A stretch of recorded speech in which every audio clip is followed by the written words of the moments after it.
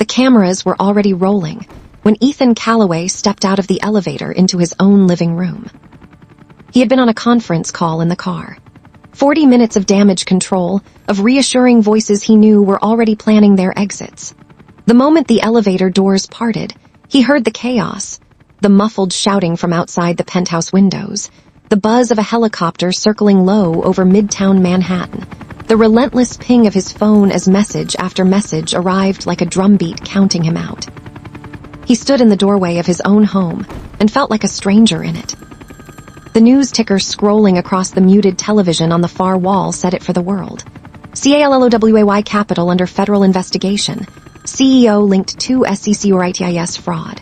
Below it, his own face stared back at him from a press conference photo taken just 8 months ago, when he had been named one of Forbes' most influential investors under 50. He had smiled in that photo, a wide, confident smile. He barely recognized it now. Ethan. He turned. Vanessa stood near the dining table. She was dressed impeccably, tailored cream blazer, heels, full makeup, as though she had known this moment was coming and had decided to be camera-ready for it. On the table in front of her was a thin manila envelope. She hadn't touched her coffee. It was still steaming. Vanessa, he said carefully. Vanessa, I can explain what's happening. The investigation, it's Marcus. He manipulated the filings. I have nothing to do with... I know what you're going to say. You're going to tell me it's all a misunderstanding, that it'll be cleared up, that I just need to trust you. Because that's the truth. She slid the envelope across the table toward him. He looked at it. He didn't pick it up. He didn't need to. The word petition was visible through the semi-transparent paper. Vanessa, you can't be serious. I am. Your accounts are frozen, Ethan. The board is already distancing themselves. By tomorrow, this address will be in every newspaper in the country. I'm not going to live like this. Like what? Like things are difficult for a few months? Like I might actually need your support right now?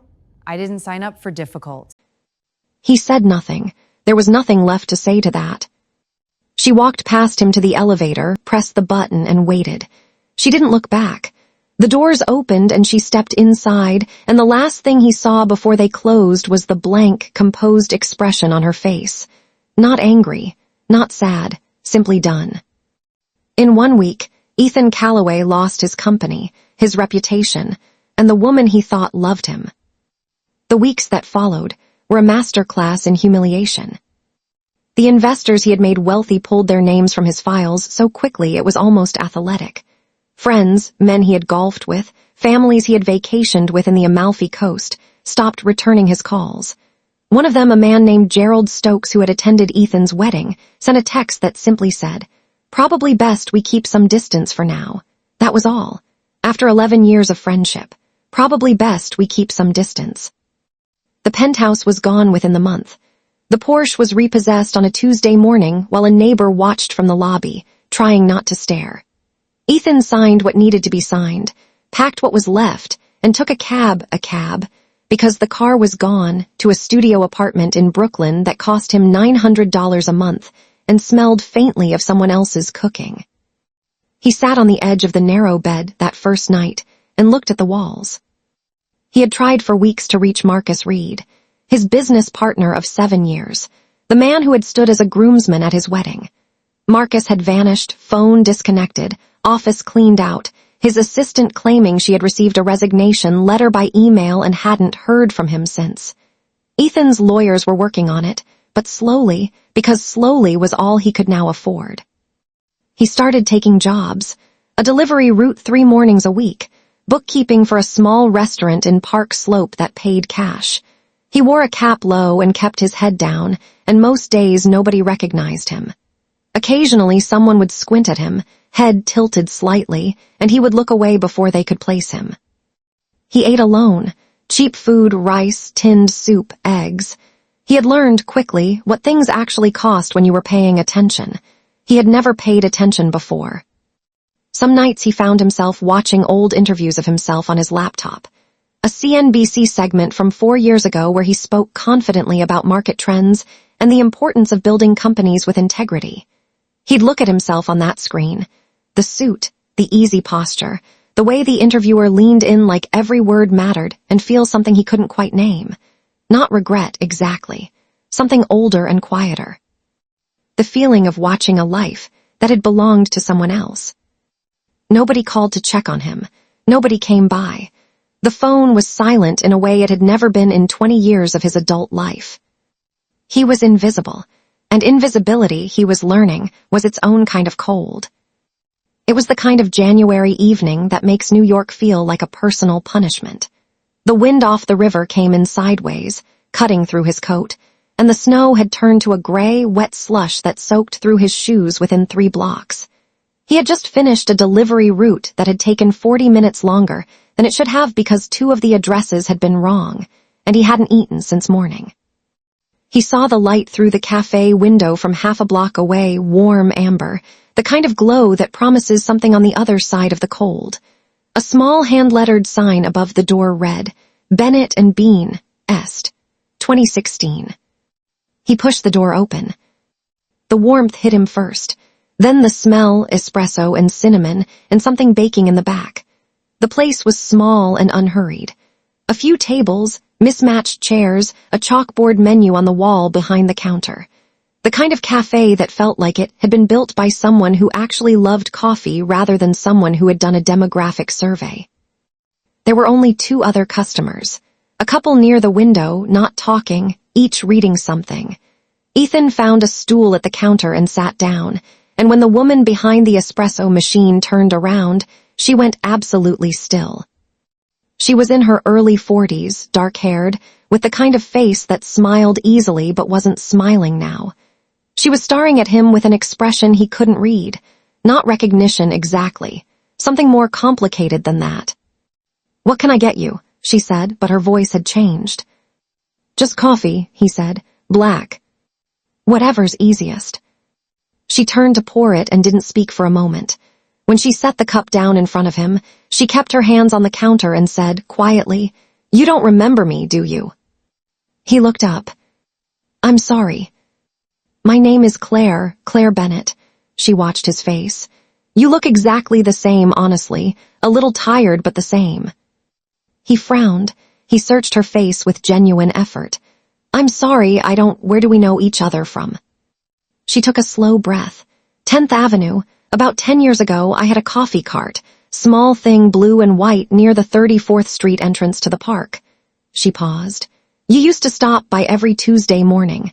You always ordered the same thing, dark roast, no sugar. You always said the same thing. You make it better than anyone on the street." Something moved at the edge of his memory. Faint, like trying to recall a dream by midday. "I remember a cart," he said slowly. "I'm not sure My daughter got sick," Claire said, quietly, simply.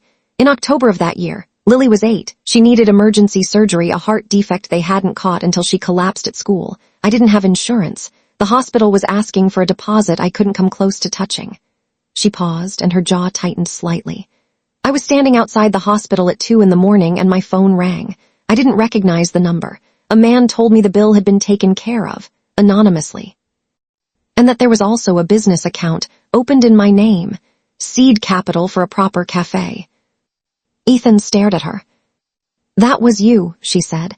"I found out eventually. It took me 2 years, but I found out." The cafe was very quiet. Outside, the wind rattled the window in its frame. He remembered now.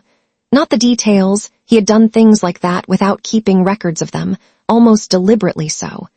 But he remembered the woman with the blue cart, the coffee that was genuinely better than anything else on that block, and a conversation he'd had with his assistant after hearing she had a child in the hospital.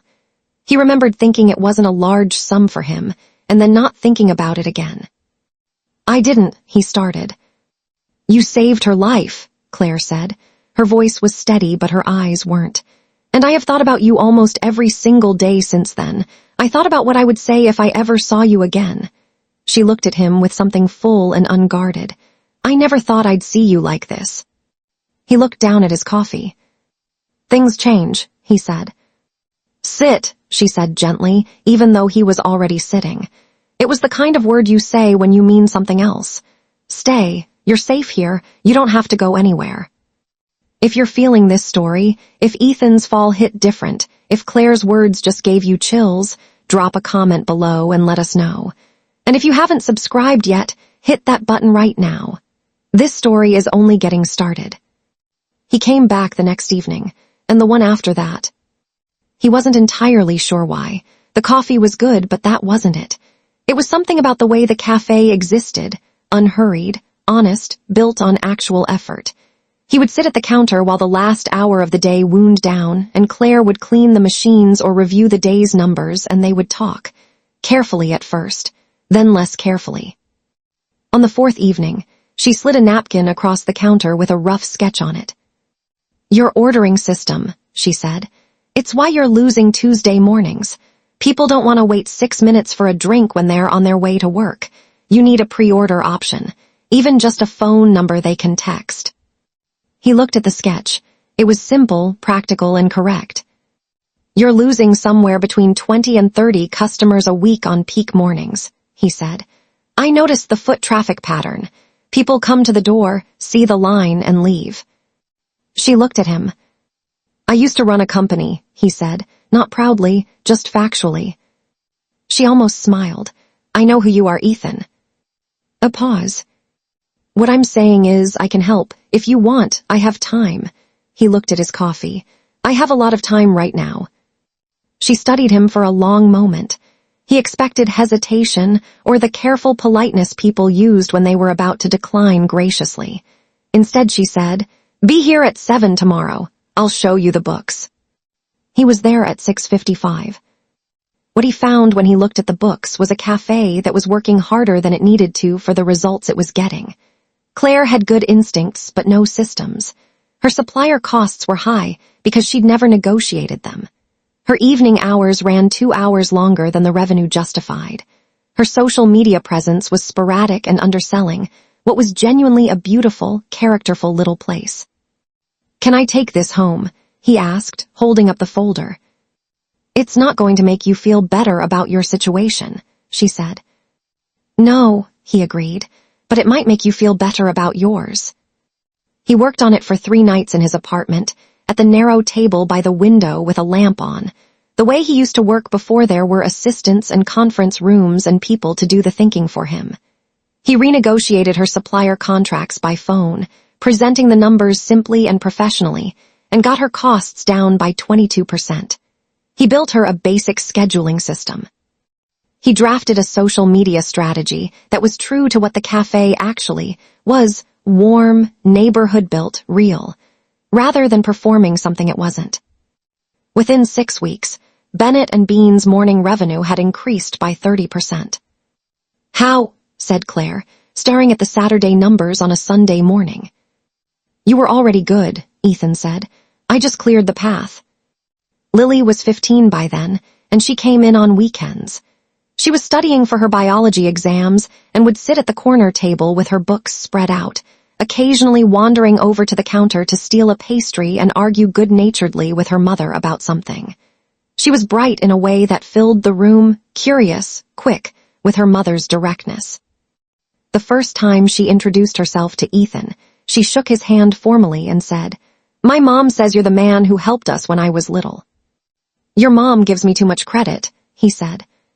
"She doesn't actually." Lily looked at him with a straightforwardness that made him feel uncomfortably seen. "She's very careful about credit. She doesn't give it easily." He started looking forward to coming in. That was the truth of it, and it surprised him.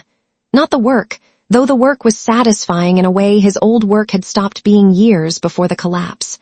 What surprised him was the feeling of walking through the door, of the familiar bell above it, and Claire glancing up, and Lily waving without looking up from her textbooks. And the warmth that had nothing to do with the heating. One evening, after closing, Claire sat across from him with 2 cups of coffee and said, "Can I ask you something without you getting defensive?" "I'm not a defensive person," he said. "You're extremely defensive," she said. "You just do it quietly so people miss it." He opened his mouth, closed it. "Fine, ask. What do you actually want? Not the company, not the names, not the life you had." She wrapped both hands around her cup. "What do you want?" He was quiet for a long time. Long enough that the question stopped feeling like a question and started feeling like a mirror. "I want to be useful," he said finally. Not powerful, not wealthy, just useful to something real. Claire looked at him steadily. Then you're already there.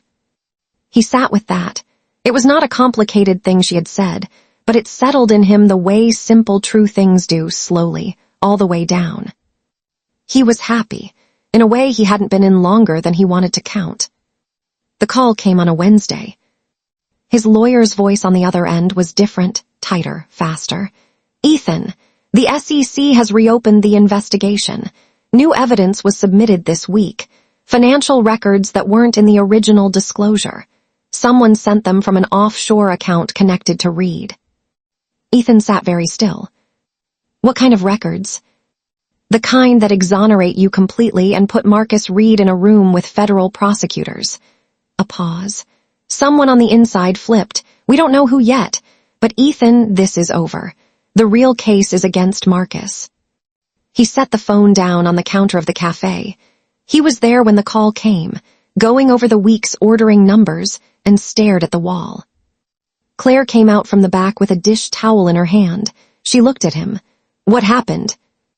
They found the evidence, he said, against Marcus. She put down the dish towel. They're going to clear my name, he said, and saying it out loud made it more real than he had expected, and something broke loose in his chest, something he had been holding in place through sheer will for months and months, and he pressed his hand over his eyes and breathed. Claire sat down across from him and didn't say anything. She just stayed. Marcus Reed was arrested on a Friday morning outside a luxury property in Miami he had been living in under a company name. The footage was on every news channel by noon. The press statement from the SEC was methodical and damning. A scheme of false filings, manipulated audit trails, and fraudulent disclosures engineered entirely by Reed and designed to frame his business partner as the fall man if the company ever came under scrutiny. By evening, Ethan's name was cleared publicly. Former investors called. Business contacts who had gone silent resurfaced, cheerful and suddenly available. A television producer left a voicemail asking if he'd consider sharing his story. He listened to the voicemails while sitting on the edge of his narrow bed in Brooklyn. He didn't return a single one. The story's not over, and the best part is still coming. If you're watching this and you're hooked, subscribe right now. This channel is full of stories like this one, and you do not want to miss what happens next. He was behind the counter when Vanessa walked through the door. He saw her before she saw him. She was scanning the room with a slight frown, the way people do in places that don't match their expectations. She was wearing the kind of outfit that announces itself. She spotted him, and her expression shifted into something carefully composed. I heard it was cleared, she said once she had crossed to the counter. All of it. I was so relieved for you. He looked at her. He felt to his own quiet surprise almost nothing. Not anger, not the old pull, just a clear-eyed calm. Thank you, he said simply. Ethan, she glanced around the cafe and lowered her voice as if the setting itself embarrassed her. I know things ended badly. I know I didn't handle it well, but I've been thinking we had something real underneath everything. And now that things are, she paused, selecting the word carefully, returning to normal. Normal, he repeated. You'll rebuild, she said, and now her voice had the warmth she used when she wanted something. You always do, I know you, and I thought maybe we could. I fell apart, Ethan said. Not metaphorically. I mean, I ate tinned soup alone in a Brooklyn apartment and wore the same coat for 3 months and cried in a car park because my card was declined at a grocery store. He said it evenly, without drama. And you were not there, not a single day. Vanessa was quiet. You loved my money, he said. That's not a judgment, it's just true.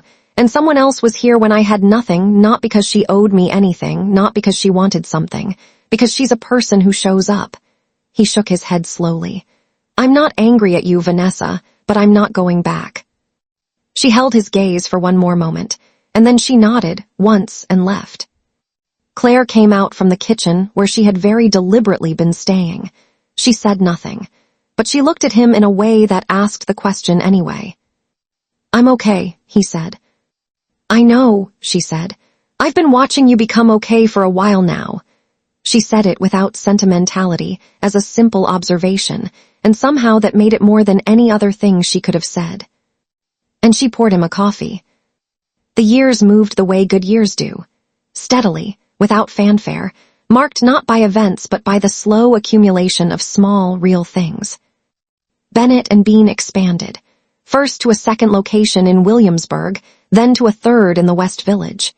Ethan ran the business side with the same unhurried precision he brought to everything, but he was never the face of it that was Claire's and always had been. He was the person behind the person, which suited him in a way the cameras and the conference rooms never quite had. The Brooklyn apartment stayed. He could have moved. He didn't.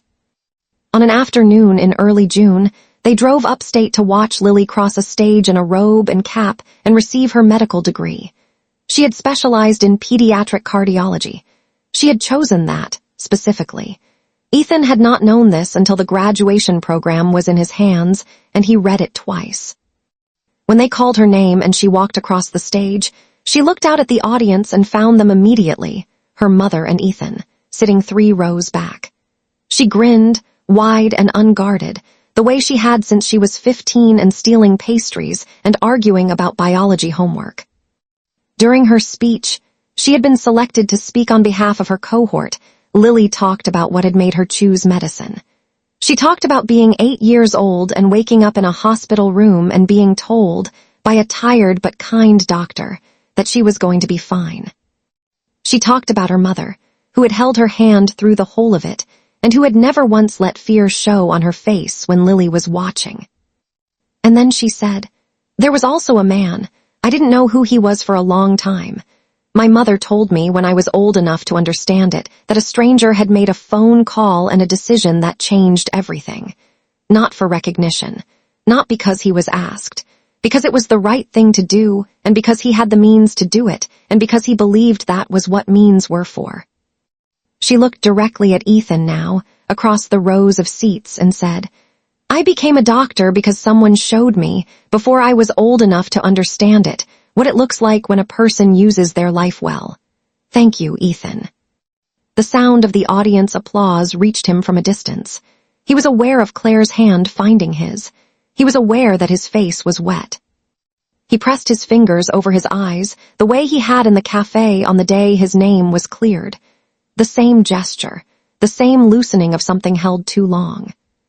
He sat in that auditorium and let himself feel it, all of it.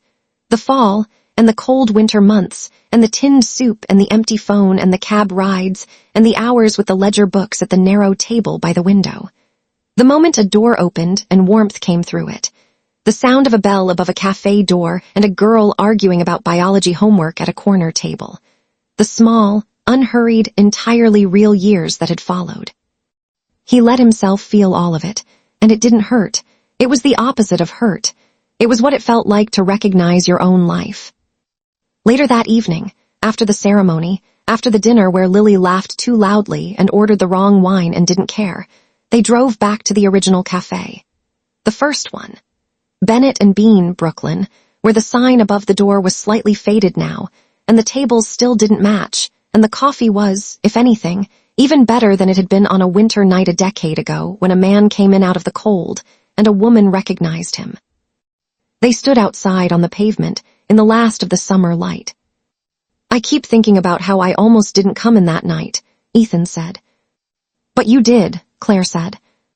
"I did," he looked at the sign. "I thought I had lost everything." "You had," she said, "and then you found better things." The light was the kind that happens at the end of June in New York, long and golden and reluctant to leave.